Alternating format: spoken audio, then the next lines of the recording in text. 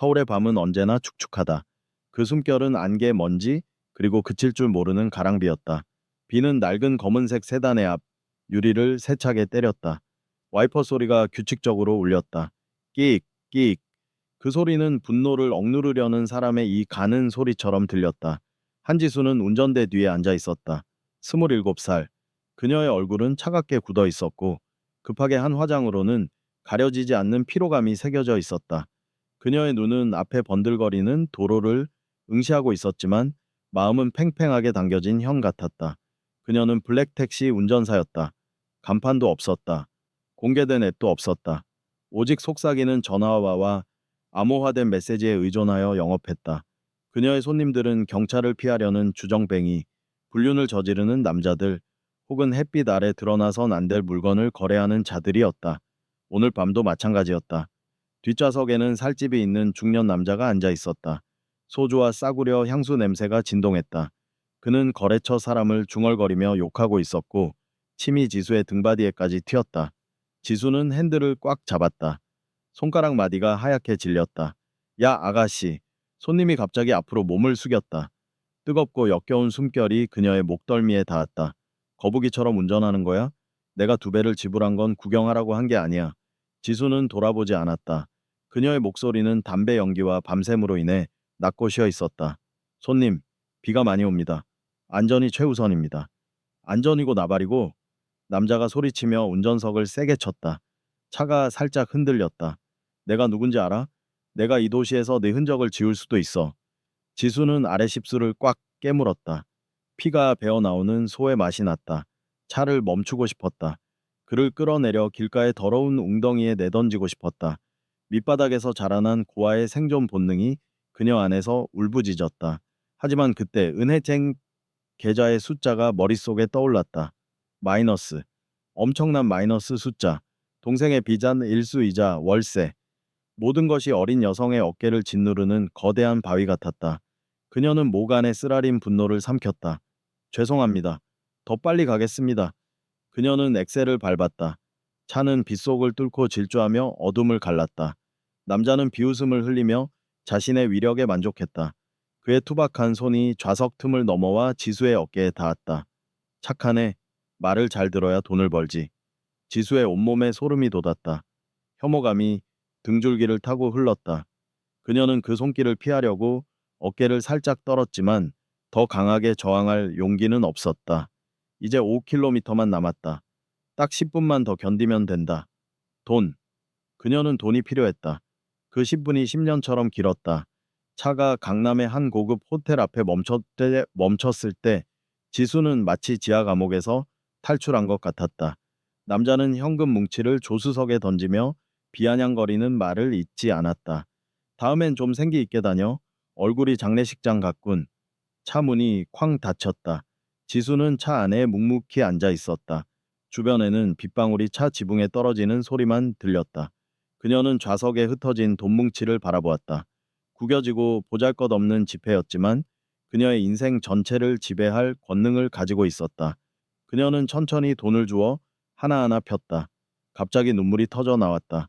흐느낌이나 울음소리가 아니었다. 그저 뜨겁고 짠 눈물이 조용히 뺨을 타고 흘러내렸다. 그녀는 핸들에 머리를 숙였다. 멀리서 들려오는 자동차 경적 소리는 운명의 조롱처럼 들렸다. 더 이상 이렇게 살 수 없었다. 이 직업은 너무 위험했다. 오늘은 그저 손이 닿았을 뿐이다. 내일은 칼이 될 수도 총알이 될 수도 있다. 최근 블랙택시 업계에서는 강도 사건이나 운전사 실종 사건이 끊이지 않았다. 그래서 그녀에게 일감을 주선하는 콜센터에서는 새로운 규정을 내놓았다. 장거리 야간 운행이나 특수 물품 운송을 하는 모든 여성 운전사는 동반자가 필수라는 것이다. 보조원 혹은 경호원. 지수는 쓰라리게 웃었다. 경호원이라고? 불안정한 수입과 산더미 같은 빚을 지고 있는 그녀가 어디서 돈을 구해 경호원을 고용한단 말인가? 그녀는 누군가가 필요했다. 싸움을 잘할 필요도 없다. 전문가일 필요도 없다. 그저 남자이기만 하면 된다. 조수석에 앉아있을 허수아비가 주정뱅이 손님들을 겁줄 수 있는, 그리고 콜센터의 요구사항을 충족시킬 수 있는. 가장 중요한 것은 싸야 한다. 아주 싸야 한다. 지수는 눈물을 닦았다. 그녀의 눈빛은 평소의 차갑고 날카로운 모습으로 돌아왔다. 휴대폰을 꺼내 아르바이트 구인 게시판에 접속했다. 엄지손가락이 화면 위를 빠르게 훑었다. 그녀는 짧고 잔인하며 실용적인 구인 글을 올렸다. 남성 야간운전 보조원 구함. 요구사항. 남성. 살아있을 것. 업무. 차에 조용히 앉아있기. 급여. 협의. 낮음. 사생활 질문 사절. 그녀는 등록 버튼을 눌렀다. 그리고 담배 한 개비를 입에 물었다. 어두운 차 안에서 빨간 불꽃이 타올랐다. 담배 연기가 덧없이 피어오르며 세상 속에서 고독한 젊은 여성의 얼굴을 가렸다. 사흘 후 종로의 작은 골목에 위치한 허름한 백반집. 식당 안은 시끌벅적했고 김치찌개와 기름 냄새가 진동했다. 지수는 가장 안쪽 구석 테이블에 앉아 있었다. 앞에는 식어버린 밥그릇이 놓여 있었다. 그녀는 지원자들을 인터뷰하고 있었다. 인터뷰라고 부를 수 있다면 말이다. 첫 번째 남자는 문신 가득한 청년이었다. 앉자마자 도박 빚을 갚아야 한다며 한 달치 월급을 성금으로 요구했다. 지수는 그를 바로 내쫓았다. 두 번째 남자는 눈빛이 번들거리는 중년 아저씨였다. 계속해서 그녀의 가방을 끄덕거렸다. 그녀는 그 역시 바로 명단에서 지웠다. 세 번째, 네 번째, 모두 마음에 들지 않았다. 너무 깡패 같거나 너무 무능력해 보이거나 요구사항이 너무 많았다. 지수는 한숨을 쉬었다. 시계를 보았다. 이미 점심시간이 한참 지났다. 오늘 밤 근무를 위해 차를 준비해야 했다. 어쩌면 그녀는 위험을 감수하고 다시 혼자 일해야 할지도 모른다. 죄송하지만 경호원 구하신다는 분이 맞으십니까? 낮고 쉰 듯하지만 따뜻한 목소리가 들려왔다. 지수가 고개를 들었다. 그녀 앞에 서 있는 사람은 노인이었다. 그렇다, 진짜 노인. 그는 회색 정장 한 벌을 입고 있었다. 소매 끝과 옷자락은 낡았지만 깨끗하게 다림질되어 있었다. 하얗게 센 머리는 뒤로 단정하게 빗어 넘겨 있었다. 얼굴은 주름으로 가득했다. 세월의 흔적이 이마와 눈가에 깊이 새겨져 있었다. 하지만 그의 눈은 이상하게도 맑았다. 그녀가 흔히 보던 노인들의 눈처럼 흐릿하지 않고 깊은 가을 호수처럼 투명하고 고요했다. 손에는 긴 우산 손잡이가 달린 검은색 우산을 들고 있었다. 밖은 햇볕이 쨍쨍 내리쬐는 한낮이었는데도 말이다. 지수는 눈을 가늘게 뜨고 그를 위아래로 훑어보았다. 엄청난 실망감이 밀려왔다. 잘못 찾아오셨어요. 저는 경호원을 구하지 요양보호사를 구하는 게 아닙니다. 그녀의 말은 면도칼처럼 날카로웠다. 하지만 노인은 전혀 기분 나빠하지 않았다. 그는 온화하게 웃으며 아직 튼튼한 치아를 드러냈다. 압니다. 구인글을 자세히 읽었습니다. 아가씨는 차에 조용히 앉아 있을 사람이 필요하다고 하셨죠. 저는 조용히 앉아 있는 것을 아주 잘합니다. 그는 의자를 끌어 지수 맞은편에 앉았다. 동작은 느리고 신중했다. 지수는 헛웃음을 터뜨렸다. 어르신, 연세가 어떻게 되세요? 70이세요? 80이세요? 지난달에 딱 80이 되었네. 그가 정직하게 대답했다. 80세라니요. 지수는 고개를 저으며 손을 내저었다. 돌아가세요. 이 일은 위험합니다. 제 손님들은 전부 미친놈들이에요. 그들이 재채기만 해도 어르신은 갈비뼈가 부러질 겁니다. 나는 뼈가 튼튼하네. 노인은 가슴을 툭툭 치며 콜록콜록 몇 번 기침을 했지만 미소를 유지하려 애썼다. 그리고 아가씨가 급여가 낮다고 하셨지. 나는 돈이 많이 필요 없네. 이 말에 지수는 멈칫했다. 그녀의 약점. 돈이 필요 없는데 왜 일하러 다니세요? 그녀가 의심 가득한 눈빛으로 물었다. 노인은 우산을 테이블에 기대고 두 손을 깍지 낀 채 낡은 나무 테이블 위에 올려놓았다. 그의 손이 미세하게 떨렸다. 그것이 노화의 징후인지 병 때문인지는 지수도 알 수 없었다. 나는 혼자 사네. 집에만 있기가 심심해서 밤에 도시를 구경하고 싶어서. 그는 거짓말을 했다. 수년간 산전수전 다 겪은 지수는 그것을 바로 알아차렸다. 그 말을 할 때 그의 눈빛이 잠시 흔들렸다. 하지만 그녀는 그의 진짜 이유에 관심이 없었다. 그녀는 오직 앞부분의 말에만 신경 썼다. 얼마를 원하세요? 밥만 챙겨주면 되네. 그리고 운행당 수익의 10%, 손님이 없으면 안 주셔도 되네. 믿기지 않을 정도로 헐값, 거의 공짜나 다름없었다. 지수는 그를 뚫어지게 쳐다보았다. 그녀의 머릿속에서 빠른 계산이 이루어졌다.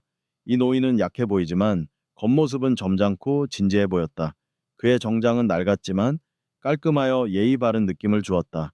그를 조수석에 앉히면 적어도 고객들이 많은 어르신이 있다는 이유로 조금은 자제할 것이다. 이 사회에서 깡패조차도 백발의 노인에게는 어느 정도 망설이는 법이다. 게다가 그는 너무나 싸다. 그녀는 빚을 갚기 위해 상당한 돈을 절약할 수 있을 것이다. 성함이 뭐예요? 그녀가 퉁명스럽게 물었다. 백일세 바이 리시라고 하네. 그냥 백영감이라고 부르게? 알겠어요, 백영감. 지수는 자리에서 일어나 차키를 잡았다. 미리 말해두지만 이건 산책이 아닙니다. 무슨 일이 생기면 어르신은 스스로 몸을 챙기세요. 저는 보험도 없고 사고에 대한 책임도 지지 않습니다. 알겠네. 백영감은 고개를 끄덕이고 느릿하게 일어나 자신의 검은 우산을 잡았다. 그리고 하나 더. 지수가 우산을 가리켰다. 그 거추장스러운 건 제 차에 가지고 오지 마세요. 제 차는 좁습니다. 백영감은 우산을 내려다보았다. 그의 손은 닳고 다른 우산 손잡이를 마치 오랜 친구를 만지듯 쓰다듬었다. 이것은 내 몸의 일부와 같네. 자리를 차지하지 않을 걸세. 다리 사이에 끼고 있겠네. 그의 목소리는 간절했고 애원하는 듯했다. 지수는 혀를 찼다. 맘대로 하세요. 하지만 제 차를 더럽히면 각오해야 할 겁니다. 그녀는 그를 기다리지 않고 등을 돌려 걸어 나갔다. 백영감은 빠르게 문을 나서는 젊은 여성의 작고 마른 뒷모습을 바라보았다. 그의 눈빛은 부드러워졌고 아무도 이해할 수 없는 깊은 슬픔을 담고 있었다. 그는 혼잣말을 중얼거렸다. 너무 작아서 자신만이 들을 수 있는 목소리였다. 아이가 너무 많이 컸구나. 그는 낡은 중절모를 쓰고 긴 우산 손잡이를 꽉 잡은 채 그녀의 뒤를 따랐다. 그의 걸음걸이는 등이 살짝 굽어 있었고 느렸다. 뒤에서 보면 그들은 세상에서 가장 이상한 짝이었다. 가시 돋친 젊은 여성과 곧 죽을 것 같은 노인. 하지만 지수는 알지 못했다. 그녀의 등 뒤를 걷고 있는 사람이 평범한 노인이 아니라는 것을. 떨리고 있는 그의 손은 80년대 청와대 근위대에서 가장 빨랐던 손이었다. 그리고 그 낡은 검은 우산은 비를 가리기 위한 것이 아니었다. 그것은 하나의 위장이었다. 20년 동안 잠들어 있던 칼날이나 그보다 더 위험한 무기를 감추기 위한.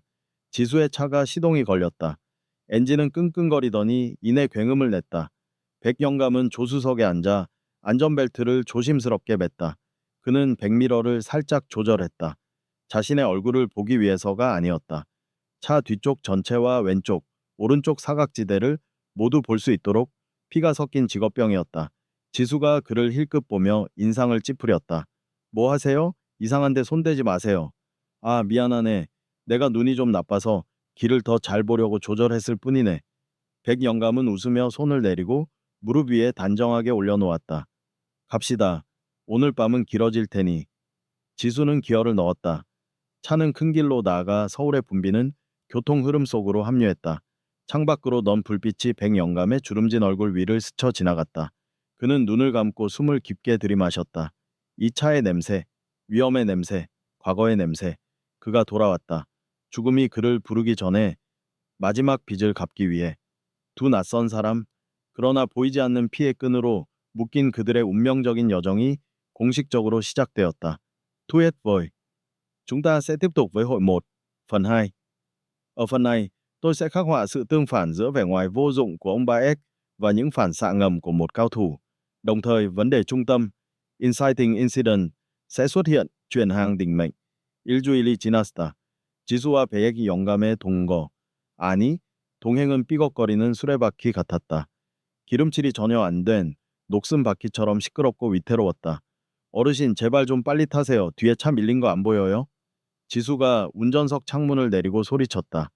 백영감은 편의점 앞에서 엉거주춤 서 있었다. 그의 손에는 따뜻한 두유 2병과 삼각김밥이 들려 있었다. 그는 느릿느릿 걸어와 조수석 문을 열었다. 마치 슬로우 모션 비디오를 보는 것 같았다. 아이고, 미안하네. 계산대 줄이 길어서. 그가 끙 소리를 내며 자리에 앉았다. 그리고는 안전벨트를 매는 데만 또 1분이 걸렸다. 지수는 핸들을 쾅 내리쳤다. 진짜 답답해 미치겠네. 제가 차라리 마네킹을 태우고 다니는 게 낫죠? 지수는 거칠게 엑셀을 밟았다. 차는 울컥거리며 튀어나갔다.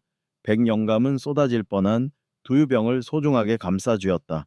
운전 좀 살살하게. 그러다 명대로 못 살아. 제명은 제가 알아서 해요. 그리고 차 안에서 잔소리 금지라고 계약서에 썼잖아요. 지수는 담배를 꺼내 입에 물었다. 라이터 불꽃이 칙 소리를 내며 타올랐다. 백영감은 눈살을 찌푸리며 창문을 조금 내렸다. 젊은 아가씨가 폐가 썩어서야 원. 어르신. 지수가 눈을 부릅떴다. 백영감은 입을 다물고 창밖을 바라보았다. 하지만 그의 손은 조용히 두유 뚜껑을 따고 있었다. 자, 이거라도 마셔. 저녁도 굶었잖아. 그가 따뜻한 두유병을 지수 쪽으로 내밀었다. 지수는 쳐다보지도 않았다. 안 먹어요?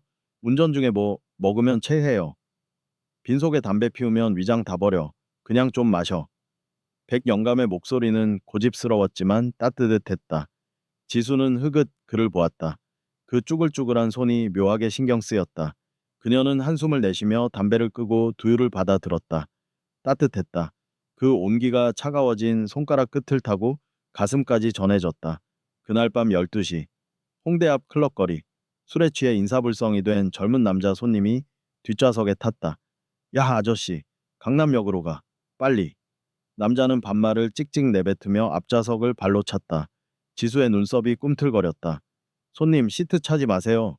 뭐, 내가 내 돈 내고 타는데 발도 못 뻗어? 남자는 더 세게 의자를 찼다. 이번에는 백영감의 의자였다. 백영감은 몸이 앞으로 쏠렸다. 하지만 그는 화를 내지 않았다. 그저 룸미러로 남자를 빤히 쳐다볼 뿐이었다.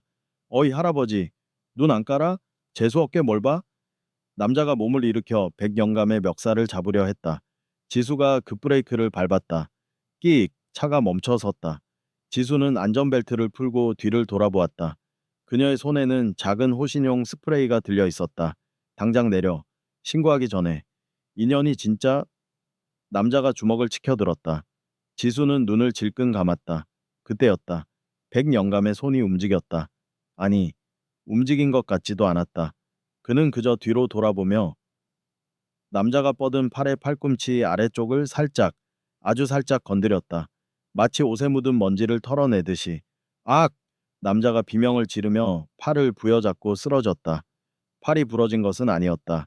하지만 뼈와 신경 사이의 급소를 정확히 찔린 고통은 상상을 초월했다. 전기가 오른 듯한 찌릿함에 남자는 눈물 콧물을 쏟았다. 지수는 눈을 떴다. 남자는 뒷좌석에 웅크리고 끙끙거리고 있었고 백영감은 여전히 평온한 표정으로 앉아 있었다. 어? 왜 그래요? 지수가 당황해서 물었다. 글쎄다.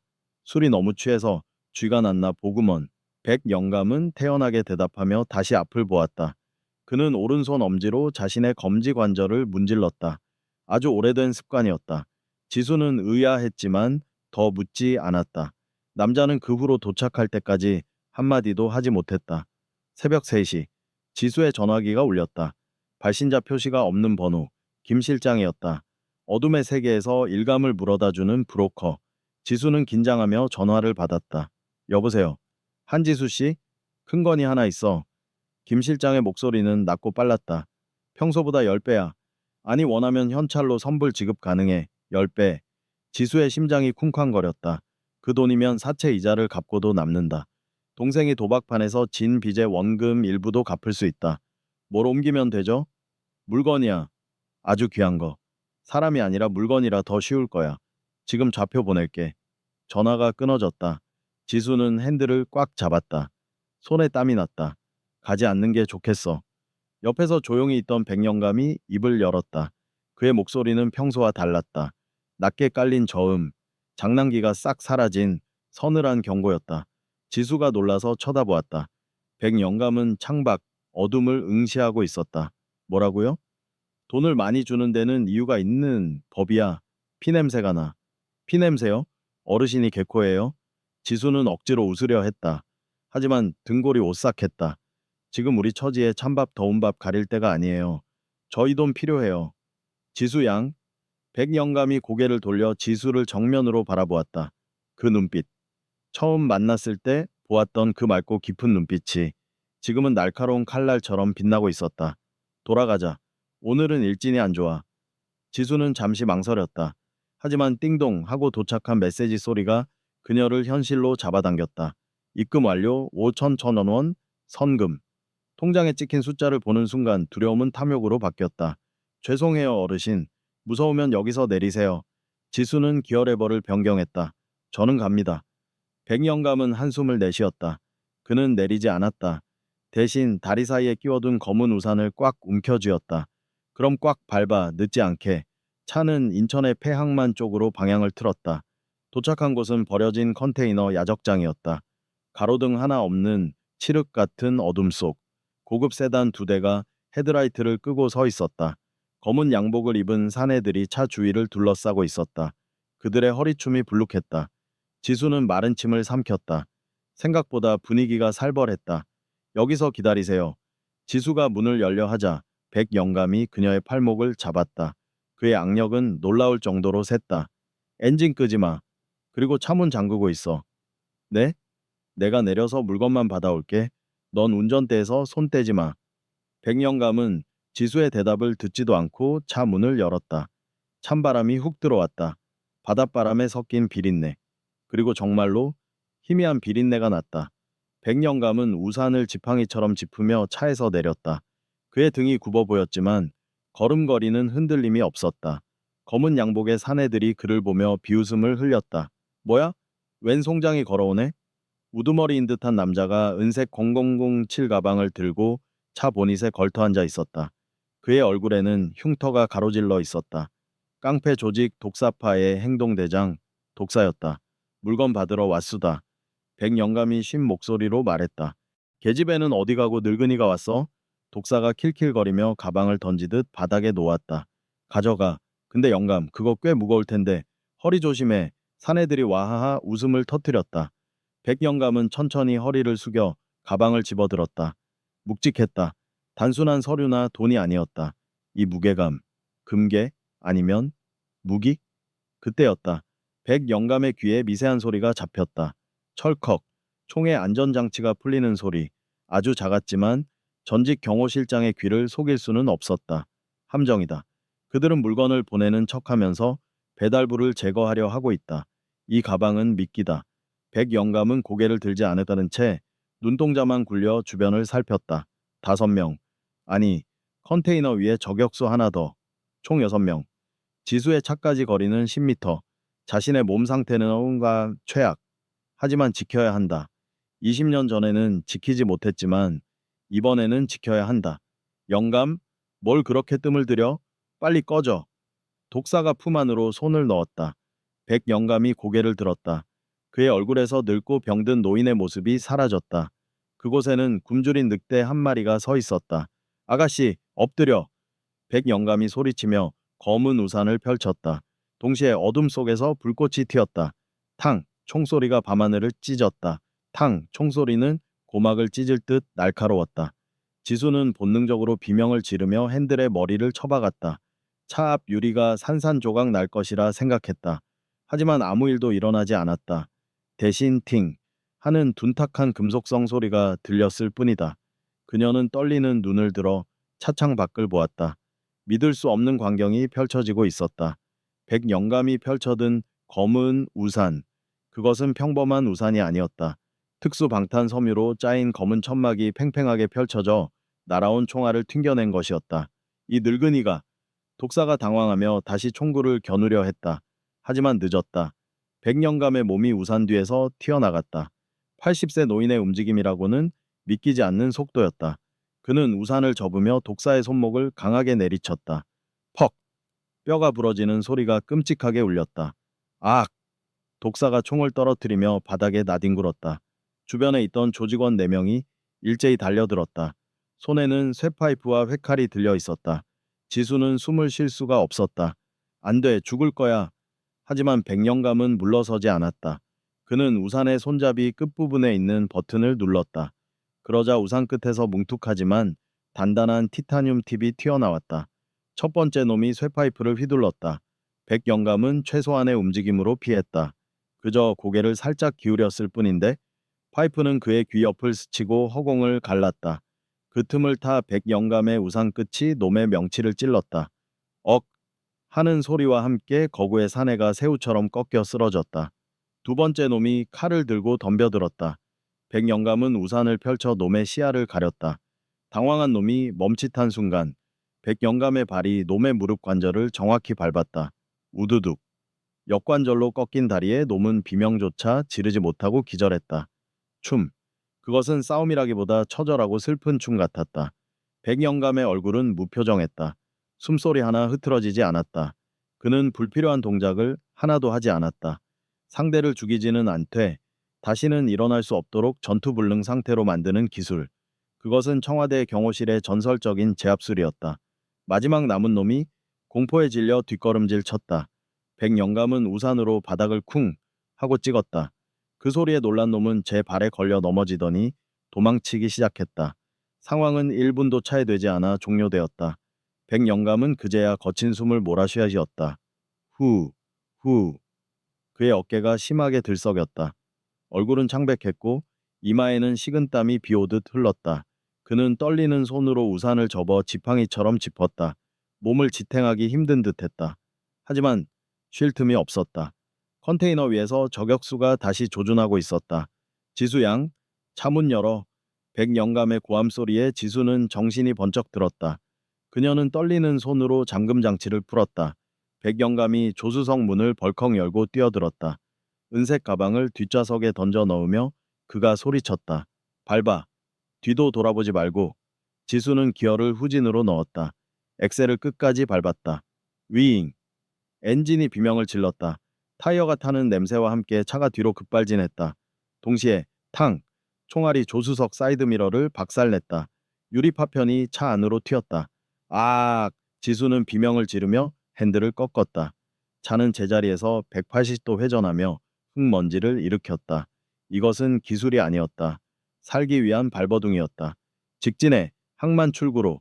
백영감이 지수의 어깨를 잡고 방향을 지시했다. 지수의 눈앞은 눈물로 흐릿했다. 하지만 그녀의 몸은 기억하고 있었다. 수천 번의 밤거리를 달렸던 감각. 그녀는 눈물을 닦을 새도 없이 기어를 드라이브로 바꾸고 풀 엑셀을 밟았다. 차는 로켓처럼 튀어나갔다. 뒤에서 검은 세단 2대가 헤드라이트를 켜고 추격해오기 시작했다. 부항. 밤의 항만 도로는 죽음의 레이싱 트랙으로 변했다. 저 새끼들 뭐야, 끈질기게 따라오잖아. 지수가 백미러를 보며 소리쳤다. 뒤따라오는 차들은 거칠게 밀어붙였다. 그들은 지수의 차 뒤 범퍼를 들이받으려 했다. 쿵, 차체가 심하게 요동쳤다. 지수의 머리가 헤드레스트에 부딪혔다. 침착해, 지수양, 넌 할 수 있어. 백영감의 목소리는 의외로 차분했다. 그는 뒷좌석을 돌아보며 상황을 살폈다. 앞에 사거리 나오지? 거기서 오른쪽 좁은 골목으로 꺾어. 거긴 막다른 길이에요. 아니야, 내가 지도를 봤어. 시장으로 연결되는 샛길이 있어. 차 한 대 겨우 지나가는 길이야. 저놈들 차는 커서 못 들어와. 지수는 선택의 여지가 없었다. 그녀는 백영감의 말을 믿기로 했다. 아니, 믿을 수밖에 없었다. 눈앞에 사거리가 나타났다. 신호등은 빨간불. 하지만 지수는 속도를 줄이지 않았다. 오히려 더 밟았다. 교차로 한복판에서 그녀는 핸드브레이크를 당기며 핸들을 오른쪽으로 꺾었다. 끼익! 타이어 마찰음이 찢어지게 울렸다. 차는 그림처럼 미끄러지며 좁은 골목길 입구로 빨려 들어갔다. 양옆의 벽과 차체 사이는 불과 몇 센티미터. 사이드미러가 벽에 긁히며 불꽃이 튀었다. 뒤따라오던 추격 차량들은 급브레이크를 밟았지만 관성을 이기지 못하고 서로 충돌하거나 지나쳐 버렸다. 쾅! 쾅! 뒤에서 들리는 충돌음이 지수에게는 구원의 소리처럼 들렸다. 그녀는 좁은 골목길을 고개하듯 빠져나갔다. 재래시장의 좁은 통로. 가판대와 박스들이 차에 치여 날아갔다. 하지만 멈출 수 없었다. 시장을 빠져나와 대로변으로 나오자 지수는 그제야 속도를 줄였다. 심장이 입 밖으로 튀어나올 것만 같았다. 손발이 사시나무 떨듯 떨렸다. 그녀는 아무 말도 할 수 없었다. 차 안에는 거친 숨소리만 가득했다. 그녀의 숨소리, 그리고 백영감의 쇳소리 섞인 기침소리. 쿨럭, 쿨럭. 백영감이 입을 틀어막고 기침을 토해냈다. 그의 손가락 사이로 검붉은 피가 배어 나왔다. 지수는 놀라서 갓길에 차를 세웠다. 가로등 불빛 아래 백영감의 얼굴은 시체처럼 하얗게 질려 있었다. 어, 어르신. 피가. 지수는 패닉 상태에 빠졌다. 방금 전에 액션 영웅은 온데간데 없고 병약한 노인만이 거기 있었다. 괜찮아. 그냥 좀 무리해서 그래. 백영감은 피 묻은 손을 주머니에 넣으며 애써 미소 지었다. 운전 잘하더구먼. 내가 사람 보는 눈은 틀리지 않았어. 지수는 멍하니 그를 바라보았다. 공포, 혼란, 그리고 알 수 없는 분노가 뒤섞여 올라왔다. 지금 칭찬이 나와요? 당신, 당신 정체가 뭐야? 지수의 목소리가 떨렸다. 그냥 노망난 할아버지가 아니잖아. 아까 그 싸움 실력, 그리고 그 우산, 도대체 누구야? 백영감은 대답 대신 창밖을 바라보았다. 비는 그쳐 있었지만 유리창에는 물방울이 맺혀 있었다. 과거에 사람을 지키는 일을 좀 했었네. 경찰? 군인? 비슷한 거야. 지금은 다 잊혀진 일이지. 그는 더 이상 말하고 싶지 않은 듯 눈을 감았다. 지수는 그를 더 추궁하고 싶었지만 그의 상태가 너무 안 좋아 보였다. 그리고 무엇보다 지금은 이곳을 벗어나는 게 급선무였다. 일단 병원부터 가요. 지수가 다시 시동을 걸려 했다. 안 돼.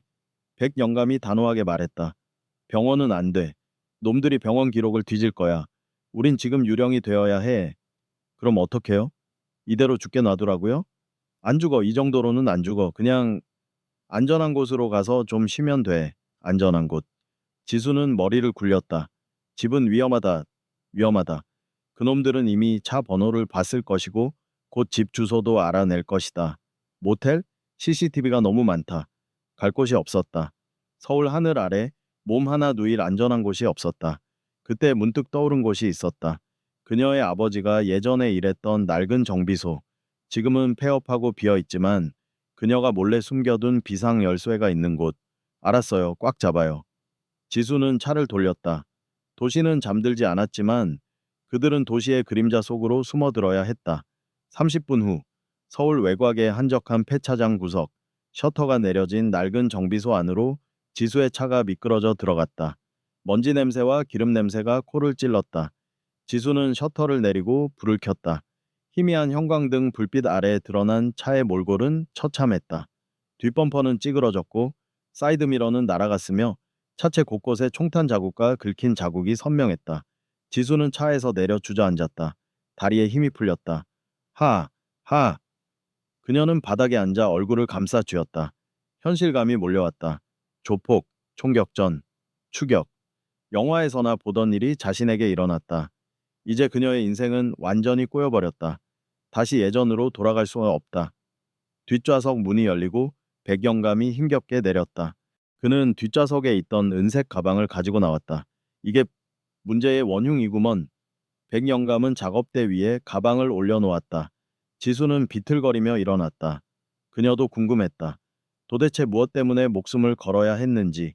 열어봐요. 지수가 말했다. 백영감은 잠시 망설이다가 가방의 잠금 장치를 풀었다. 딸깍. 가방이 열렸다. 지수는 눈을 크게 떴다. 그 안에는 현금 다발이 가득할 것이라 생각했다. 아니면 마약이거나. 하지만 가방 안에는 낡은 장부 한 권과 USB 메모리 그리고 몇 장의 사진이 들어있을 뿐이었다. 이게 뭐예요? 겨우 이것 때문에 우리를 죽이려고 했다고요? 지수가 허탈하게 소리쳤다. 백영감은 장부를 꺼내 펼쳐보았다. 그의 눈빛이 심각해졌다. 단순한 장부가 아니야. 이건 독사파가 정치권과 결탁한 뇌물 리스트야. 그리고 이 USB에는 불법 자금 세탁 증거가 들어있겠지. 백영감의 손끝이 사진 한 장에 머물렀다. 그 사진 속에는 젊은 시절의 독사와 중절모를 쓴 노신사가 악수를 하고 있었다. 노신사의 얼굴을 보는 순간 백영감의 눈동자가 흔들렸다. 강 회장, 그가 나직이 중얼거렸다. 아는 사람이에요? 지수가 물었다. 백영감은 대답하지 않고 사진을 뒤집었다. 그곳에는 날짜가 적혀 있었다. 1998년 12월 24일. 지수의 안색이 창백해졌다. 그 날짜. 그녀가 평생 잊을 수 없는 날짜. 부모님이 교통사고로 돌아가신 바로 그날이었다. 이 날짜. 지수가 사진을 낚아챘다. 왜 이 날짜가 여기에 있죠? 백영감은 고개를 돌려 지수를 바라보았다. 그의 눈에 깊은 슬픔과 죄책감이 스쳐 지나갔다. 그는 알고 있었다. 이 모든 것이 우연이 아님을. 운명의 수레바퀴가 20년의 세월을 넘어 다시 맞물리기 시작했음을. 지수양, 우린 지금 호랑이 굴에 들어온 거야. 백영감은 화제를 돌리려 했다. 이 물건은 그들에게 목숨줄과도 같아. 그들은 이걸 찾기 위해 지구 끝까지 쫓아올 거야. 그게 중요한 게 아니에요. 지수가 소리쳤다. 이 사진 속의 날짜, 우리 부모님 기일이라고요. 당신 뭔가 알고 있지? 아까 차 안에서도 그랬어. 20년 전 일이라고. 당신 도대체 누구야? 왜 하필 내 차에 탔어? 지수의 감정이 폭발했다. 두려움은 의심으로 바뀌었다. 이 늙은이가 단순히 우연히 나타난 게 아니라는 확신이 들었다. 백영감은 침묵했다. 정비소 안에는 형광등 안정기, 웅웅거리는 소리만 감돌았다. 그는 지수의 눈을 피하지 않았다. 하지만 진실을 말할 수도 없었다. 지금 말하면 그녀는 무너질 것이다. 그리고 자신을 증오하며 떠나버릴 것이다. 아직은 아니다. 그녀를 안전하게 지킬 수 있을 때까지는 나는 그냥 늙은 경호원일 뿐이야. 백영감이 힘겹게 입을 열었다. 우연히 자네를 만났고 신세를 졌지. 그리고 지금은 자네를 지키고 싶을 뿐이네. 거짓말. 지수는 눈물을 흘리며 뒤로 물러섰다. 더 이상 당신 못 믿어. 당장 내 차에서 내려. 여기서 나가. 지수 양, 나가라고. 지수가 소리를 지르며 옆에 있던 렌치를 집어 던졌다. 챙그랑. 렌치가 바닥에 떨어져 굴러갔다. 백영감은 슬픈 눈으로 그녀를 바라보았다. 그는 천천히 고개를 끄덕였다. 알겠네. 내가 나가겠네.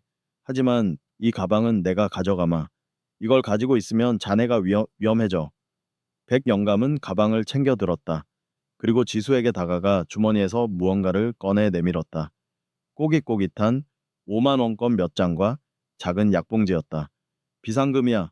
그리고 이건 진통제고 머리 아플 때 먹어. 그는 지수의 손에 억지로 쥐어주었다. 지수의 손이 떨렸다. 백영감은 뒤도 돌아보지 않고 셔터 문을 올렸다.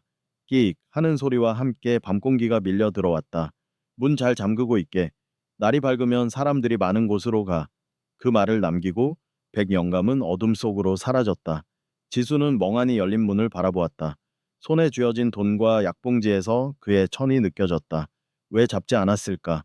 왜 그를 보내고 마음이 이렇게 아픈 걸까? 그녀는 주저앉아 엉엉 울음을 터뜨렸다. 혼자 남겨진 두려움보다 그를 쫓아냈다는 죄책감이 더 크게 밀려왔다. 밖에는 다시 비가 내리기 시작했다. 겨울비였다.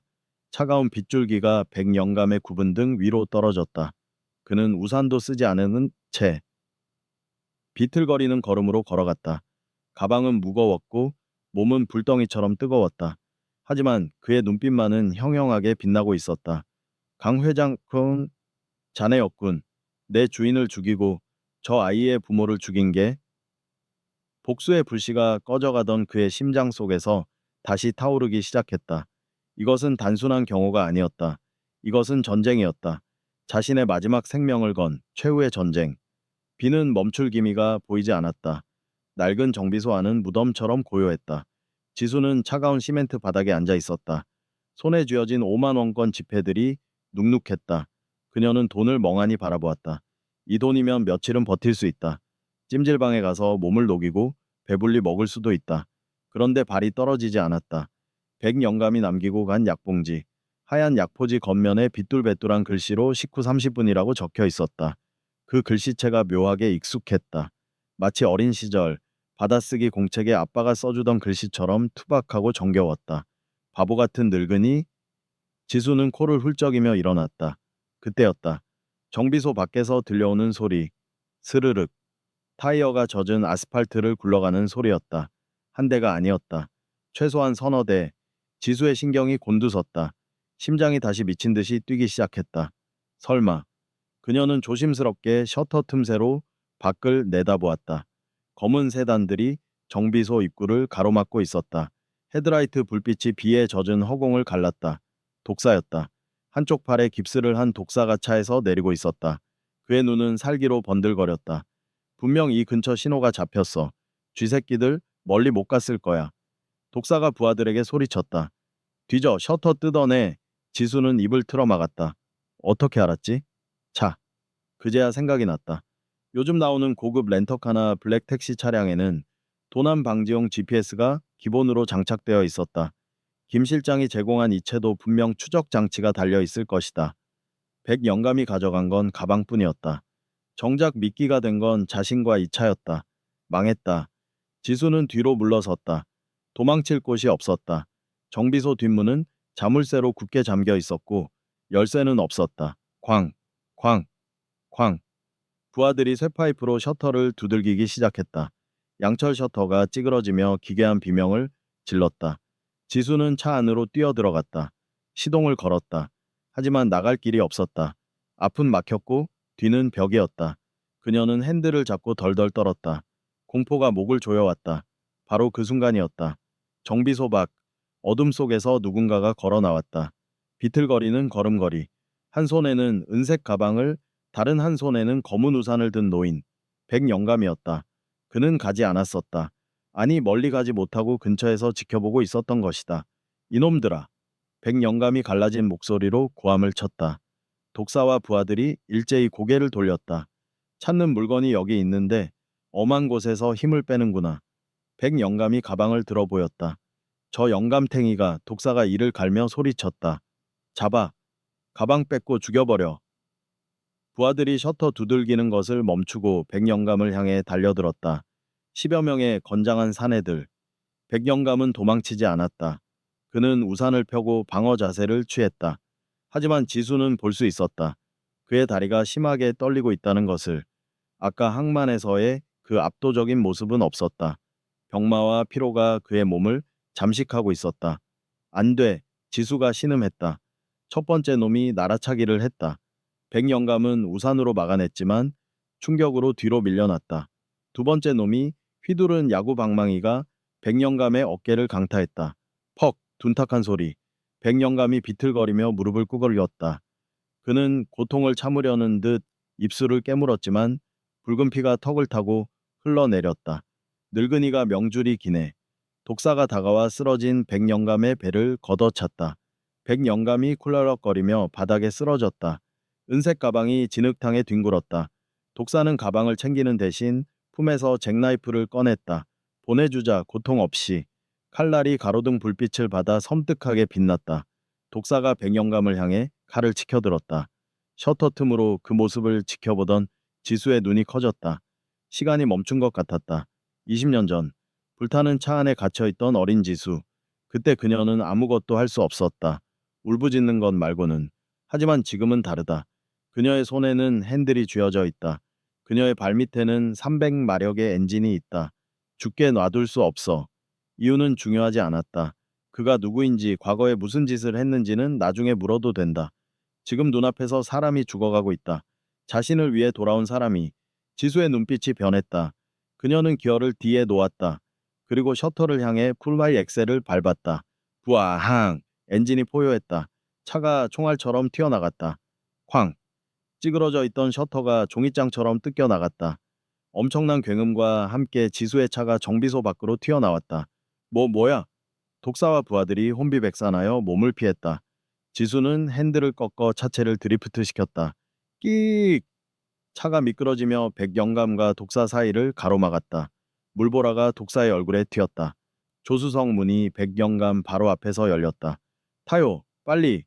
지수가 목이 터져라 소리쳤다. 백영감은 흐릿한 눈으로 지수를 올려다보았다. 그는 믿을 수 없다는 표정이었다.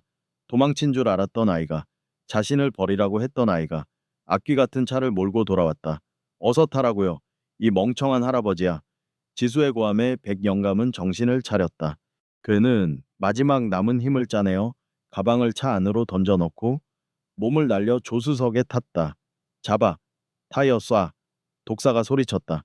탕, 탕. 총소리가 다시 울렸다. 뒷유리가 박살났다. 하지만 지수의 차는 이미 어둠 속으로 질주하고 있었다. 빗길 운전? 그것은 지수의 전공이었다. 그녀는 미친 속도로 골목길을 누볐다.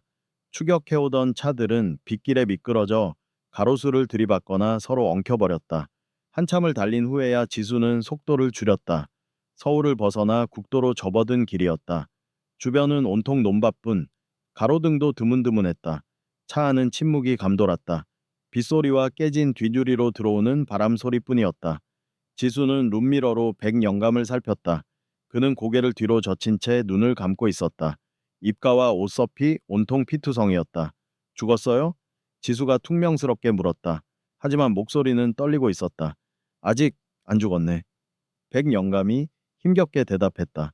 그는 눈을 뜨지 않은 채 미세하게 미소 지었다. 운전 솜씨가 정말 예술이야. 자네 아버지보다 낫군. 지수가 급브레이크를 밟았다. 끼익. 차가 갓길에 멈춰 섰다.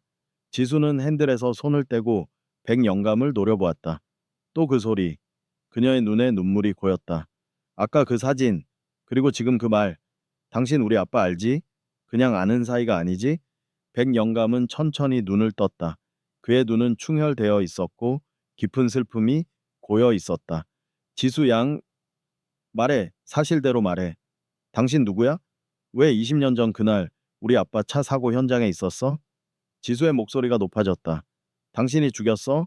아니면 죽는 걸 보고만 있었어? 차 안의 공기가 얼어붙었다. 백영감은 깊은 한숨을 내쉬었다. 올 것이 왔다. 피할 수 없는 순간이었다. 그는 품 안에서 낡은 지갑을 꺼냈다. 그리고 그 속에 고이 접어두었던 명함 한 장을 꺼내 지수에게 건넸다. 빛바랜 명함이었다. 청와대 경호실 제1경호팀장 백동훈. 지수는 명함을 받아들었다. 손이 떨렸다. 경호원, 자네 아버지는 내가 모시던 VIP의 운전기사였네. 백영감이 창밖에 비를 바라보며 입을 열었다. 과거의 문이 열렸다. 그날 밤 크리스마스 이브였지. 눈이 많이 왔어. 강 회장, 당시에는 강 의원이었던 그자가 뒷좌석에 타고 있었고 자네 아버지가 운전했지. 나는 조수석에 있었고. 지수는 숨을 죽이고 그의 말을 들었다. 트럭이 덮쳤어. 고의적인 사고였지. 차는 전복되었고 불이 붙었어. 백영감의 목소리가 미세하게 떨렸다. 나는 선택해야 했네. 매뉴얼대로 VIP를 먼저 구할 것인가? 아니면 끼어있는 동료를 구할 것인가? 지수의 눈에서 눈물이 주르륵 흘러내렸다. 그래서 강 의원은 의식이 있었고 자네 아버지는 기절한 상태였지. 뒷문은 열렸고 앞문은 찌그러져 있었어. 백영감은 고개를 돌려 지수를 보았다. 그의 눈에 눈물이 고여 있었다. 나는 경호원이었어. 내 임무는 VIP의 생존이었지. 그래서 강 의원을 먼저 끌어내렸네. 그리고 그리고 다시 차로 돌아갔을 때 차가 폭발했어. 폭발. 지수의 기억 속에 있는 그 붉은 화염, 뜨거운 열기, 비명소리, 모든 퍼즐이 맞춰졌다. 이 남자는 살인자가 아니었다. 하지만 구원자도 아니었다. 그는 선택한 자였다. 권력자를 살리기 위해 자신의 아버지를 희생시킨 자. 변명하지 않겠네. 백영감이 고개를 떨구었다. 그날 이후로 나는 매일 밤 그 불길 속에 있었어. 자네 아버지가 죽어가며 마지막으로 남긴 말이 뭔지 아나. 지수는 입술을 깨물어 피를 냈다. 뭐라고 했나요? 지수, 내 딸 지수 선물 사서 가야 하는데. 지수는 무너졌다. 으앙! 그녀는 핸들을 내리치며 오열했다. 짐승 같은 울음소리가 차 안을 가득 채웠다. 원망, 분노, 슬픔, 그리고 그리움. 감정의 폭풍이 그녀를 집어삼켰다. 백영감은 아무 말 없이 그녀가 우는 것을 지켜보았다. 그는 위로할 자격이 없었다. 그저 그녀의 고통을 함께 견뎌내는 것뿐이었다. 한참을 울던 지수가 고개를 들었다. 그녀의 눈은 붉게 충혈되어 있었고 도끼가 서려 있었다. 내려. 그녀가 차갑게 말했다. 당장 내려. 내 차에서 꺼져. 백영감은 말없이 고개를 끄덕였다. 그는 조용히 문을 열었다. 비가 거세게 들이닥쳤다. 그가 차에서 내리려는데 지수가 덧붙였다. 아니, 그녀의 시선이 백영감의 피 묻은 옆구리에 머물렀다. 그리고 뒷좌석에 놓인 그 모든 비극의 원흉인 은색 가방을 보았다. 지금 내리면 당신은 죽어. 개죽음 당하겠지. 지수는 눈물을 닦아내고 정면을 응시했다. 당신 목숨 내가 접수해. 죽어도 내 손에 죽어. 그놈들 손에는 안 넘겨. 그녀는 기어를 넣었다. 그리고 갚아. 우리 아빠 목숨값. 이자까지 쳐서 다 갚아. 백영감은 멍하니 그녀를 바라보다가 다시 차 문을 닫았다. 알겠네. 다 갚겠네. 차가 다시 출발했다. 이제 그들의 목적지는 도망칠 곳이 아니었다. 지수의 눈빛은 더 이상 도망자의 눈빛이 아니었다. 복수자의 눈빛이었다. 어디로 가나? 백영감이 물었다. 강 회장 집. 지수가 짧게 대답했다. 이 가방 주인한테 돌려줘야죠. 아주 비싼 값을 받고. 백영감은 놀랐지만 이내 희미하게 미소 지었다. 이 아이는 강했다. 자신이 생각했던 것보다 훨씬 더. 차는 빗속을 뚫고 서울, 권력의 심장부를 향해 달리기 시작했다. 차가 이좁던 어둠 속을 달렸다. 지수는 폐차장 근처에 낡고 허름한 모텔을 찾아냈다. 오래전 간판 불이 나간 채 방치된 듯한 곳이었다. 그곳이 오히려 안전했다. CCTV도 아니 관리인도 없었다. 지수는 백영감을 부축해 가장 구석진 방으로 들어갔다. 문이 삐걱거리는 소리를 냈다.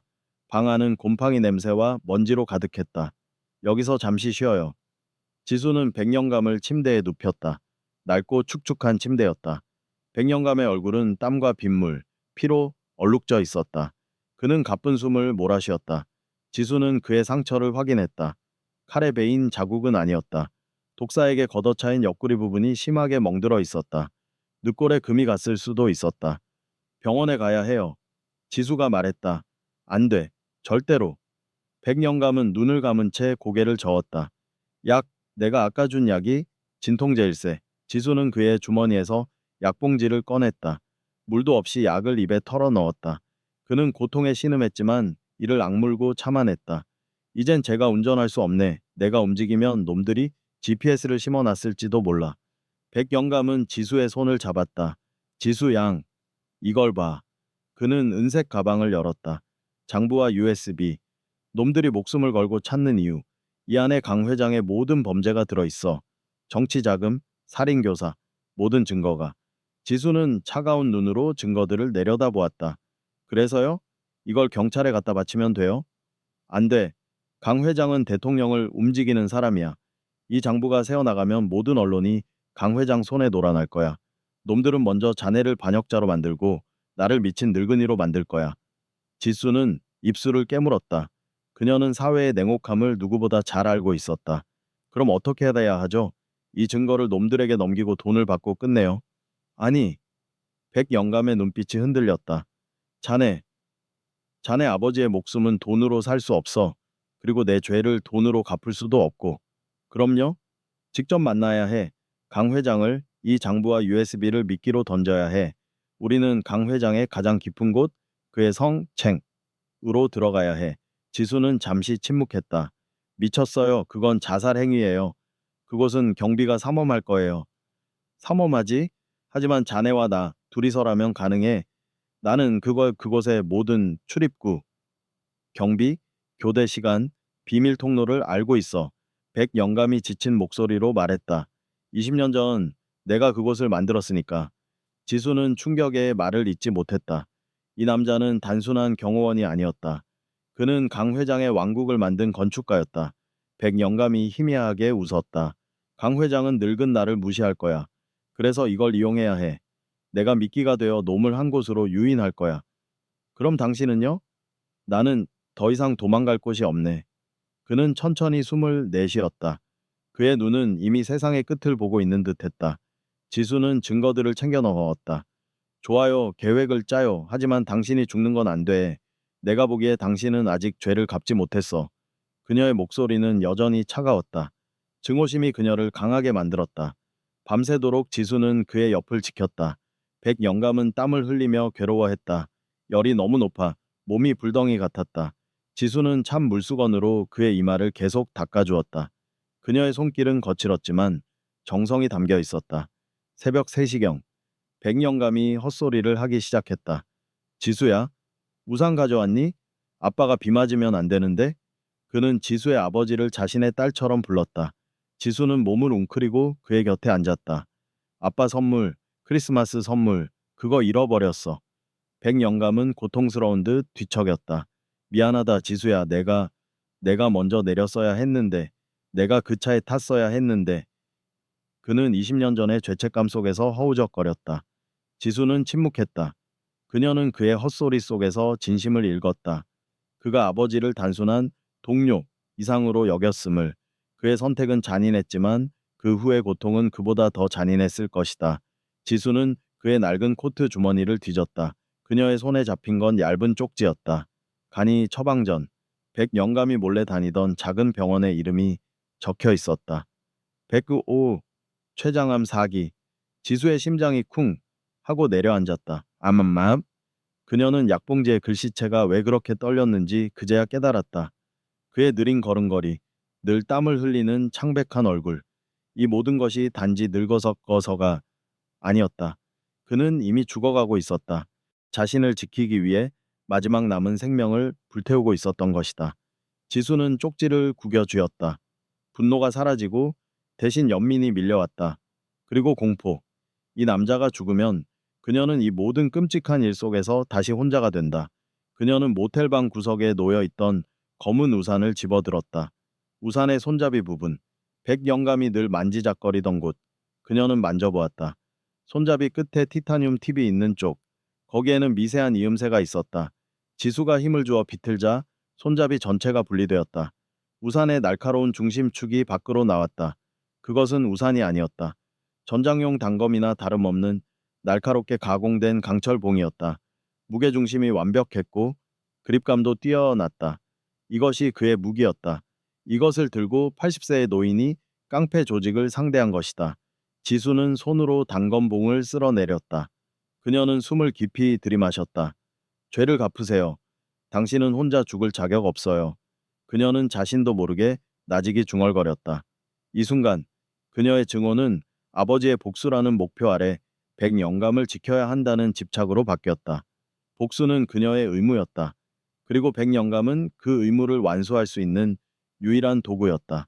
날이 밝아왔다. 새벽 5시. 지수는 모텔방을 나섰다. 근처 철물점에 가서 필요한 물건을 샀다. 철사, 굵은 끈, 그리고 가장 중요한 것, 강력한 진통제와 해열제. 그녀는 약국 문이 열자마자 달려가 약을 샀다. 그리고 모텔로 돌아왔다. 백영감은 기적적으로 열이 조금 내린 듯 했다. 의식이 돌아왔다. 괜찮나? 당신이 괜찮아야지. 지수는 백영감의 옆에 앉았다. 그녀는 주사기와 약통을 내밀었다. 지금 당장 병원에는 못 가. 내가 수의사한테 배운 거야. 이거 맞으면 잠시 버틸 수 있을 거예요. 그녀는 수의학 서적을 보며 자란, 혼자서도 강인하게 살아남는 법을 배운 아이였다. 백영감은 지수의 얼굴을 빤히 쳐다보았다. 자네가 나를 살리는군. 아니, 내가 당신을 이용하는 거예요. 지수는 대답하며 그의 팔뚝에 주사 바늘을 꽂았다. 주사액이 몸속으로 들어갔다. 백영감은 고통스러웠지만 참아냈다. 계획을 말해봐. 백영감이 지친 목소리로 물었다. 지수는 은색 가방을 열고 장부를 꺼냈다. 계획은 간단해요. 이 증거물은 절대로 놈들에게 넘겨주지 않을 거예요. 당신이 이걸 쥐고 있어야 당신의 생명줄이 돼요. 그녀는 강 회장의 집 구조를 백영감에게 물었다. 백영감은 정신을 집중해 기억을 더듬었다. 강 회장의 집은 성곽과 같아. 하지만 2층 서재에는 비상 탈출 통로가 있어. 아무도 모르는 곳이지. 바로 그곳에서 강 회장을 만나야 해. 비밀 통로의 목적은 뭐죠? 긴급 탈출. 하지만 그는 그곳에서 중요한 사람을 몰래 만났지. 자네 아버지도 한번 운전해서 그곳에 누군가를 데려다 준 적이 있을 거야. 지수는 재빨리 메모했다. 알았어요. 나는 운전과 탈출을 맡고 당신은 인질극을 벌여요. 좋아. 백영감이 고개를 끄덕였다.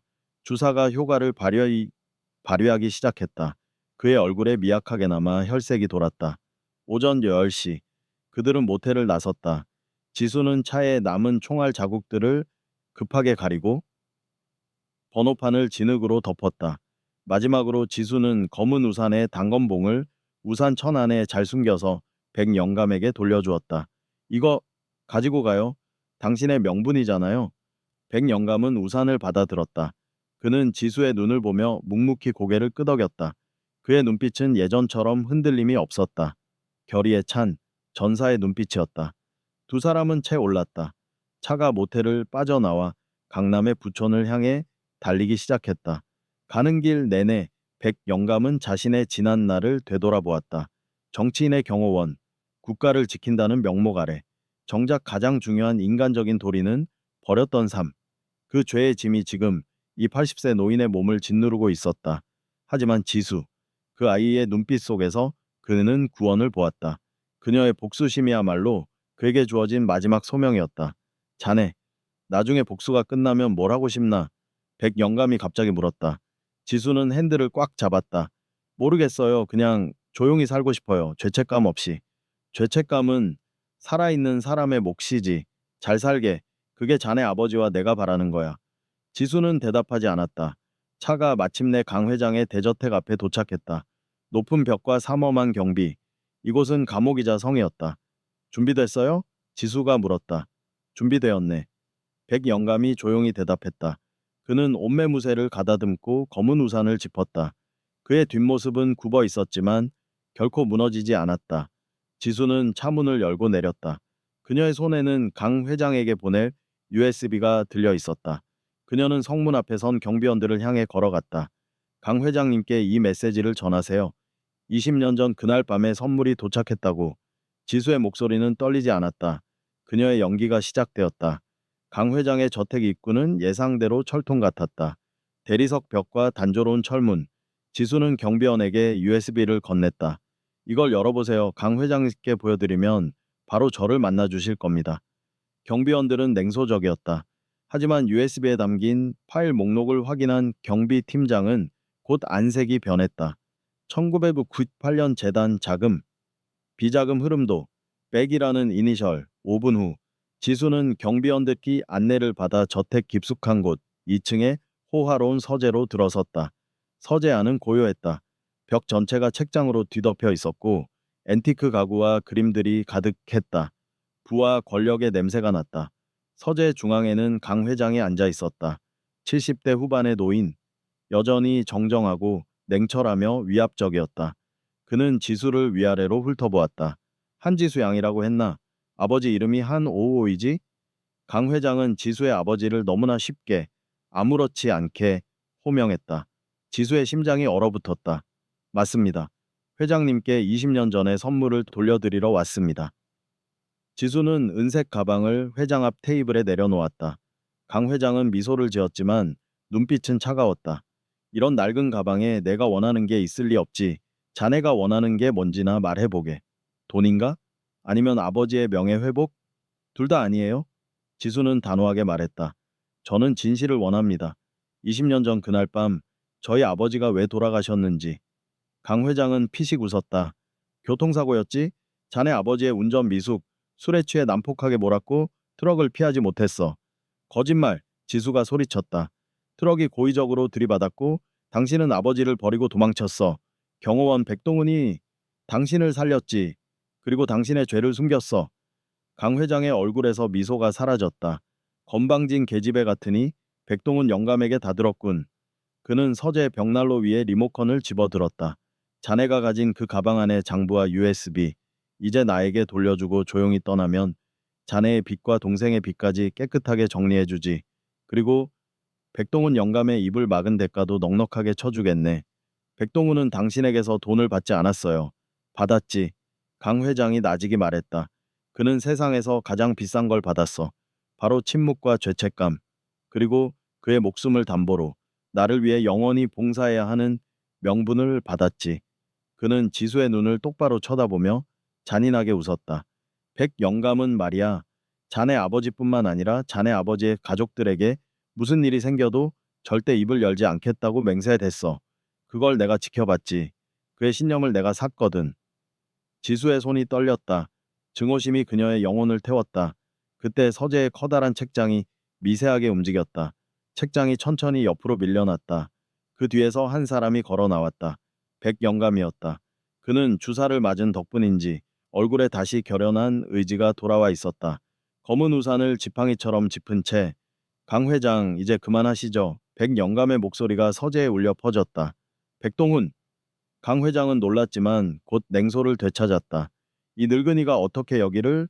비밀 통로는 오직 나만 아는 제가 만들었습니다. 백영감이 대답했다. 회장님은 늘 공과 사를 구분하셨죠. 저를 사적인 일에 이용하셨지만 공적인 임무에는 완벽을 요구하셨죠. 그래서 이 비밀 통로의 완벽함이 오히려 회장님의 발목을 잡을 겁니다. 강 회장은 리모컨을 눌러 비상벨을 울렸다. 당장 저 늙은이를 끌어내. 그리고 저 계집애의 입도 막아. 문이 열리고 경호원들이 들이닥쳤다. 백영감은 한 발짝 앞으로 나섰다. 그의 손이 가방 위에 놓여 있었다. 멈춰라. 백영감이 고함을 쳤다. 그의 눈빛은 여전히 강렬했다. 이 가방 안의 장부는 원본이다. 그리고 나는 지금 이 순간 이 장부를 세상에 송출할 수 있는 시스템을 가동했다. 강 회장이 흥분하여 소리쳤다. 거짓말! 내 몸 상태로 어떻게 그럴 수 있나? 저는 청와대 1호 경호원 출신입니다. 회장님보다 한 수 위였죠. 백년감은 미소 지었다. 고통을 감춘 승자의 미소였다. 제가 쓰러지는 순간 이 가방에 연결된 무선 송신기가 활성화됩니다. 10분 내에 장부의 모든 내용이 검찰과 언론의 한 면을 장식할 겁니다. 강 회장님은 여기서 모든 것을 잃게 될 겁니다. 강 회장의 얼굴이 흑빛으로 변했다. 그는 권력의 위협에는 강했지만 자신의 파멸 앞에서는 나약했다. 저 늙은이 건드리지 마. 가방만 가져와. 장부만 빼앗아. 경호원들이 백영감에게 달려들었다. 하지만 그들은 무기를 쓸 수 없었다. 총소리가 나거나 백영감이 죽으면 모든 것이 끝장이었기 때문이다. 맨몸으로 달려든 경호원들. 백영감은 우산에 단검봉을 꺼내 휘둘렀다. 샤악! 그의 움직임은 느려졌지만 정확했다. 그의 목표는 상대를 죽이는 것이 아니라 시간을 끄는 것이었다. 그의 팔이 꺾이고 다리가 채였다. 그의 몸에서 피검리던 피가 솟구쳤다. 도망가 지수양, USB와 가방을 가지고 도망가. 백영감이 온몸으로 경호원들을 막아내며 소리쳤다. 강 회장은 노발대발 소리쳤다. 잡아. 장부를 사수해. 지수는 눈물을 흘리며 은색 가방을 들었다. 그녀는 백영감의 희생이 헛되지 않도록 해야 했다. 그녀는 책장 뒤에 비밀 통로 쪽으로 뛰었다. 백영감은 마지막 힘을 짜내 경호원들의 목을 팔꿈치로 찍어내렸다. 그의 입에서 피가 왈칵 쏟아졌다. 굴럭! 그는 고통의 무릎을 꿇었다. 그의 시선이 지수를 향했다. 잘 살아, 자네 아버지 목까지. 그의 눈빛은 평온했다. 그는 자신의 죄를 갚았다고, 드디어 자유로워졌다고 말하고 있었다. 지수가 비밀 통로 안으로 몸을 던졌다. 그녀가 통로문을 닫기 직전 그녀의 눈에 들어온 마지막 광경은 경호원들에게 둘러싸여 쓰러지는 백영감의 모습이었다. 가방은 지수의 품에 안겨 있었다. 하지만 백영감은 그곳에 없었다. 지수의 비명은 비밀 통로의 벽에 부딪혀 메아리 쳤다. 그녀는 성을 탈출했다. 하지만 그녀의 영혼은 그 서재 안에 피투성이 노인과 함께 갇혀버렸다. 지수는 비상 통로를 통과했다. 통로는 좁고 컴컴했다. 흙냄새와 지하수 냄새가 났다. 그녀는 앞이 보이지 않아 몇 번이나 넘어졌다. 팔과 다리가 콘크리트 벽에 긁혀 피가 흘렀지만 통증을 느낄 새도 없었다. 머릿속에는 오직 하나의 장면만이 반복되었다.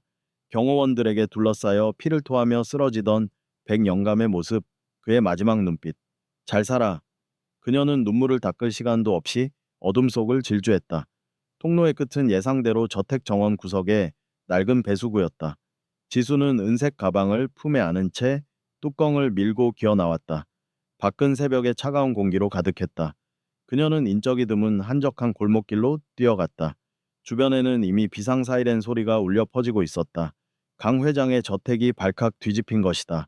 지수는 폐차장에서 미리 준비해둔 자전거를 타고 도심을 벗어났다. 자전거 페달을 밟는 동안에도 그녀의 등은 식은 땀으로 흥건했다. 멈추면 안 된다. 멈추는 순간 그 모든 희생이 물거품이 된다. 그녀는 서울에서 200km 이상 떨어진 동해안의 작은 어촌 마을에 도착했다. 낯선 곳, 잊혀진 듯한 곳, 마을 구석에 허름한 여관에 짐을 풀었다. 낡은 창문 너머로 파도 소리가 들려왔다. 파도 소리는 모든 것을 집어삼킬 듯 포효했다. 지수는 3일 동안 방을 나서지 않았다. 잠도 자지 않았다. 그녀는 침대에 앉아 은색 가방을 열었다. 장부와 USB. 그녀는 백년감이 남긴 피 묻은 코트를 덮고 증거들을 꼼꼼하게 살폈다. 장부에는 강 회장이 정치인과 재계 거물들에게 건넨 불법 자금의 흐름이 암호화되어 기록되어 있었다. USB에는 그 모든 것을 증명하는 음성 파일과 이메일 기록이 담겨 있었다. 하나하나 확인할 때마다 그녀는 분노와 함께 전율을 느꼈다. 그녀의 아버지를 죽음으로 몰아넣은 권력의 심장부를 보고 있었기 때문이었다. 백영감, 지수는 나직이 그의 이름을 불렀다. 그녀는 더 이상 그를 그 늙은이라고 부르지 않았다. 경호원 백동훈. 그는 자신의 목숨과 명예를 걸고 그녀에게 이 무기를 안겨주었다. 문제는 실행이었다. 이 증거를 세상에 공개해야 한다. 하지만 어디에? 누구에게? 검찰과 경찰은 강 회장의 손아귀에 있었다. 평범한 언론사들은 이 거대한 권력 앞에서 침묵할 것이다. 지수는 모텔방에 낡은 텔레비전을 켰다. 뉴스 채널. 한 여성 기자가 날카로운 목소리로 정권의 비리를 추궁하고 있었다. 김지혜 기자, 특종 전문. 대기업과 정치권의 비리 보도를 전문으로 하는 강직하기로 소문난 기자였다. 지수는 직감했다. 저 여자다. 그녀는 백영감이 남긴 비상금과 아버지의 옛 시계를 전당포에 맡겨 노트북과 암호화 프로그램을 구입했다. 그리고 낡은 노트북으로 증거들을 정리하기 시작했다. 그녀는 장부의 핵심 부분과 USB 파일의 가장 강력한 증거 파일 몇 개를 복사하고 암호화했다. 강 회장을 한 방에 무너뜨릴 수 있는 킬러 콘텐츠만 추려낸 것이다. 그녀는 김지혜 기자의 메일 주소를 찾아내고 암호화된 파일을 첨부했다. 발신자 익명, 발신지 추적 불가능, 메시지는 단 두 줄이었다. 1998년 12월 24일 밤의 선물, 청와대 경호실 제1팀장의 고백. 그녀는 보내기 버튼을 눌렀다.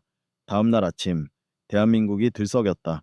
속보, 강 회장 비자금 장부, 존재 확인, 거액의 정치권 로비 의혹, 특종, 청와대 경호실 개입, 20년 전 교통사고의 진실은 무엇인가?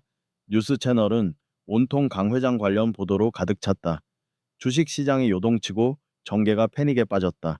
강 회장의 힘이 아무리 막강해도 이 정도 규모의 증거와 언론의 폭발적인 관심은 무시할 수 없었다. 강 회장은 긴급 기자회견을 열고 모든 것을 조작된 음해라고 부인했다. 하지만 그의 목소리는 이미 떨리고 있었다. 지수는 텔레비전 뉴스를 보며 눈물을 흘렸다. 복수의 첫 단추가 끼워졌다. 이 모든 것은 백년감이 목숨을 걸고 확보해준 기회였다. 그녀는 모텔 방을 나섰다.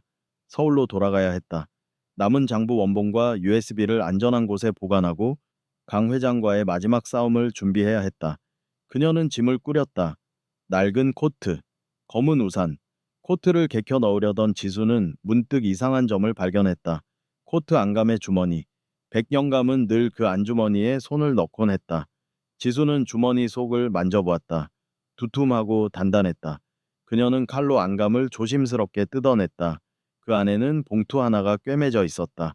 아주 오래된, 누렇게 변색된 봉투. 지수는 떨리는 손으로 봉투를 열었다. 그 안에는 명함이 한 장 들어 있었다. 백영감의 것이 아니었다. 한민호, 한민하오, 운전기사, 그녀의 아버지 명함이었다. 그리고 명함 뒤에는 아버지의 필체로 짧은 메모가 적혀 있었다. 백형님, 만약 무슨 일이 생긴다면 지수를 부탁합니다. 선물은 언제나 행복이어야 하니까요. 1998년 1일이 이샤한다. 선물. 크리스마스 선물. 백영감이 헛소리할 때 언급했던 그 선물. 지수의 눈앞이 흐려졌다. 아버지의 필체, 아버지의 부탁, 백형님, 형님. 그들은 단순한 VIP와 운전기사가 아니었다. 그들은 의지하고 사랑하는 형제 같은 사이였다. 백영감은 죄책감과 임무 때문에 아버지를 버린 것이 아니었다. 그는 아버지와의 마지막 약속 때문에 그 비극적인 선택을 해야 했던 것이다. 자네 아버지의 목숨은 돈으로 살 수 없다는 백영감의 말이 그제야 이해되었다. 그것은 돈이 아닌 20년간 이행된 약속이었다. 지수는 무릎을 꿇었다. 모든 증오와 분노가 무너졌다. 그녀는 코트에 얼굴을 묻고 소리 없이 울었다. 그녀의 눈물은 이제 슬픔과 연민으로 가득 찼다.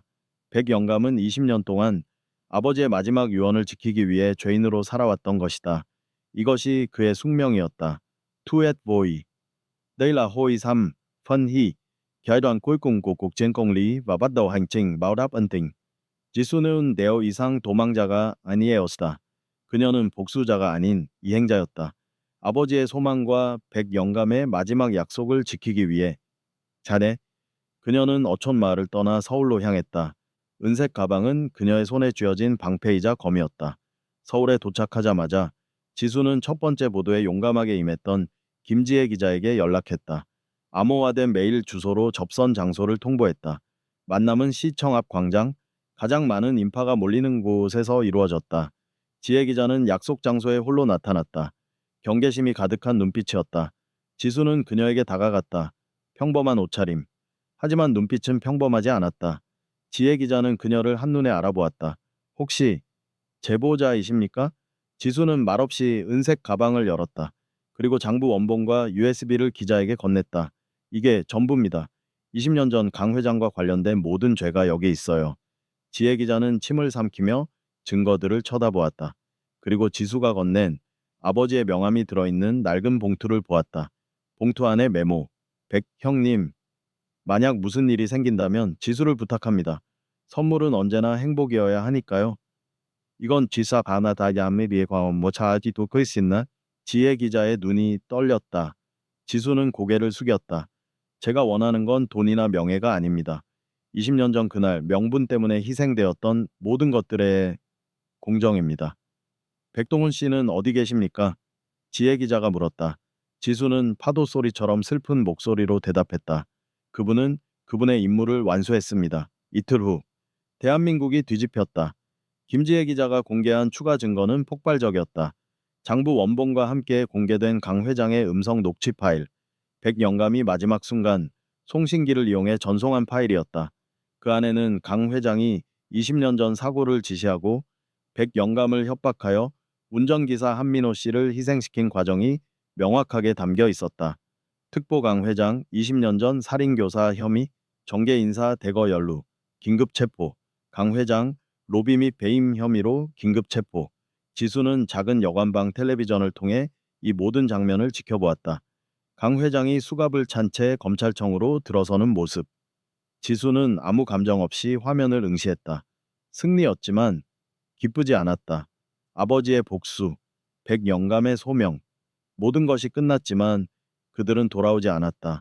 공의가 실현되자 지수는 곧바로 백영감의 행방을 찾기 시작했다. 그녀는 강 회장의 저택이 위치한 경찰서에 전화를 걸었다. 자신을 목격자로 밝히고 80세 노인의 생사를 물었다. 경찰은 난감해했다. 백동훈 씨 말씀이십니까? 저희가 현장에서 곧바로 인근 대학병원 응급실로 이송했습니다. 살아계셨군요. 지수의 목소리에 희망이 넘쳤다. 하지만 백 씨는 응급실 도착 후 심각한 상태였습니다. 폭행으로 인한 늑골 골절과 말기 췌장암으로 인한 급격한 쇼크였습니다. 경찰은 잠시 침묵했다. 그리고 다음 날 새벽 흔적도 없이 사라지셨습니다. 사라져요? 네. 아마도 치료를 거부하고 스스로 병원을 나선 것 같습니다. 환자의 의지였으니 저희도 막을 수 없었습니다. 하지만 그 상태라면 생존 가능성은 매우 희박하다고 봅니다. 지수는 전화를 끊었다. 살아있다. 하지만 언제든 돌아가실 수 있는 몸이다. 그는 세상의 시선에서 벗어나 홀로 마지막 길을 가고 있었다. 지수는 백년감의 마지막을 혼자 보낼 수 없었다. 그녀는 다시 백년감의 흔적을 쫓았다. 그가 모텔에서 흘린 진통제 약봉지. 그녀는 약봉지에 적힌 작은 약국의 이름을 찾아냈다. 그 약국에 찾아가 백영감의 인상착의를 설명했다. 약사는 기억했다. 아, 그 할아버지. 네, 며칠 전에 오셔서 약을 타 가셨죠? 엄청 아파 보이셨는데 어디로 가셨는지 아세요? 글쎄요. 근데 그때 할아버지가 기차표를 한 장 보여주면서 이곳에 가려면 어떤 버스를 타야 하냐고 물어보시더군요. 약사는 친절하게 기차표가 끊어진 곳을 알려주었다. 정성훈 만월사, 만겟 안 웨터시, 만월사, 백영감의 고향, 혹은 그의 마음의 고향. 그는 홀로 그곳으로 돌아가고 있었다.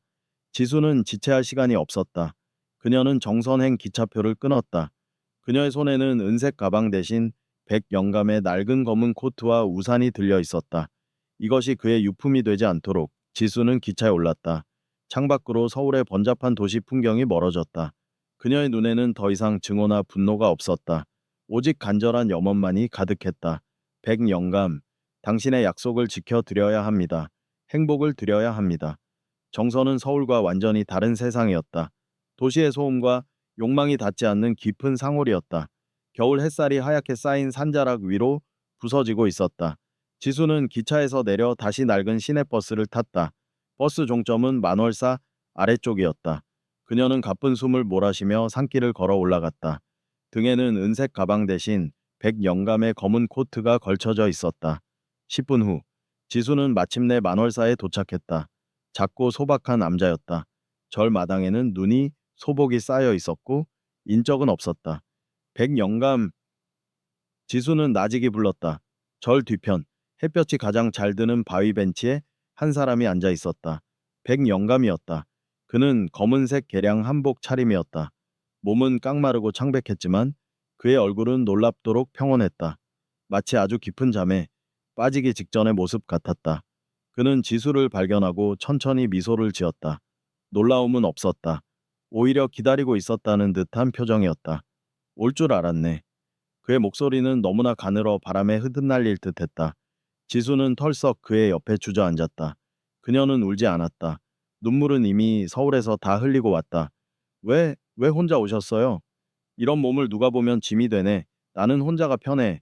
백영감이 대답하며 햇살을 바라보았다. 산자락 위로 떠오르는 태양이 그의 얼굴에 따뜻한 빛을 드리웠다. 사물 강 회장은 어떻게 됐나? 체포됐어요. 지수는 짧게 대답했다. 당신이 준 증거물 덕분에 그의 모든 죄가 세상에 드러났어요. 그리고 우리 아빠 이름, 명예도 회복될 거예요. 백영감은 눈을 감았다. 깊은 안도의 한숨을 내쉬었다. 다행이네. 이제 되었다. 아니요. 아직 안 끝났어요. 지수가 말했다. 그녀는 품 안에서 아버지의 낡은 명함을 꺼냈다. 아버지의 필체로 적힌 메모. 지수는 그것을 백년감에 떨리는 손에 쥐어주었다. 아버지의 유언이에요. 당신에게 지켜달라고 부탁한 유언. 백영감은 희미하게 눈을 뜨고 메모를 읽었다. 백형님, 만약 무슨 일이 생긴다면 지수를 부탁합니다. 선물은 언제나 행복이어야 하니까요. 그의 눈가의 주름이 더 깊어졌다. 그의 눈에서 마침내 20년간 참아왔던 눈물이 흘러내렸다. 민호, 이 녀석이 끝까지 내게 짐을 지우는군. 백영감은 눈물 흘리며 작게 웃었다. 아버지는 당신이 죄책감 속에서 살기를 바라지 않았어요. 아버지는 당신이 저를 행복하게 해주기를 바랐어요. 당신이 죄인이 아니라 저의 백형님으로 살아주기를 바랐어요. 지수는 그의 차가운 손을 잡았다. 저는 이제 자유로워졌어요. 빚, 증오도, 복수도 끝났어요. 저는 아버지의 유언대로 행복해질 거예요. 시우. 지수는 그의 손에 얼굴을 비볐다. 이제 당신도 자유로워지세요. 당신의 임무는 끝났어요. 백영감은 고개를 돌려 지수의 얼굴을 바라보았다. 그녀의 눈동자에는 더 이상 어둠이나 분노가 없었다. 맑고 깨끗했다. 20년 전 불타는 차 안에서 그가 보았던 절망에 찬 어린아이의 눈이 아니었다. 희망. 그는 자신의 삶이 헛되지 않았음을 깨달았다. 자신의 죄가 마침내 용서받았음을. 고맙네의 지수양. 그는 숨을 깊이 들이마셨다. 내 마지막 임무가 완벽했군. 백영감은 지수의 손을 놓았다. 그리고 고개를 들어 산등성이를 바라보았다. 그의 얼굴에 따뜻하고 평화로운 미소가 번졌다. 이제 퇴근해야겠네. 그는 그 말을 끝으로 조용히 눈을 감았다. 그의 숨소리가 멈추었다. 지수는 소리치지 않았다. 그는 고통 없이 아주 평화롭게 잠들었다. 지수는 그의 시신을 안고 한참 동안 앉아 있었다. 뜨거운 햇살이 그들의 어깨 위로 쏟아졌다. 겨울이었지만 따뜻했다. 에필로그, 시간이 흘렀다. 계절은 바뀌고 세상은 새로운 봄을 맞이했다. 지수는 서울의 번잡함을 떠났다. 그녀는 아버지와 백영감이 사랑했던 평범한 삶을 선택했다. 운전대. 그녀는 여전히 운전대 앞에 앉았다. 하지만 이제는 블랙택시가 아니었다. 알록달록한 통학버스였다. 이른 아침 아이들의 시끄러운 웃음소리가 버스 안을 가득 채웠다. 지수는 미소를 지으며 운전했다. 그녀의 운전은 완벽하게 안정적이었다. 빠르지 않고 조급하지 않으며 늘 주변을 살폈다. 안전. 그것이 그녀의 최우선 가치였다. 지수는 잠시 룸미러를 확인했다. 승객들의 안전을 확인하는 습관. 그것은 백영감이 가르쳐준 마지막 교훈이었다. 룸미러 속에는 그녀의 얼굴이 비쳤다. 평온하고 행복해 보였다. 그녀는 웃었다. 크리스마스 이브. 지수는 아침 일찍 만월사로 향했다. 백영감의 무덤은 조용하고 아늑했다. 그녀는 묘비 앞에 따뜻한 두유 한 병과 삼각김밥을 놓았다. 그리고 작은 선물 상자 하나를 꺼냈다. 낡은 종이 포장지였다. 그 안에는 아버지가 생전에 그녀에게 주려고 했던 오래된 크리스마스 오르골이 들어 있었다. 백영감, 아빠 선물 이제야 제대로 전해주네요. 지수는 오르골 태엽을 감았다. 맑고 아름다운 멜로디가 산사를 울렸다. 고요한 겨울 아침. 지수는 눈을 감았다. 선물은 언제나 행복이어야 한다. 그녀는 마침내 그 의미를 깨달았다. 그리고 그 행복을 영원히 지켜나갈 것이다.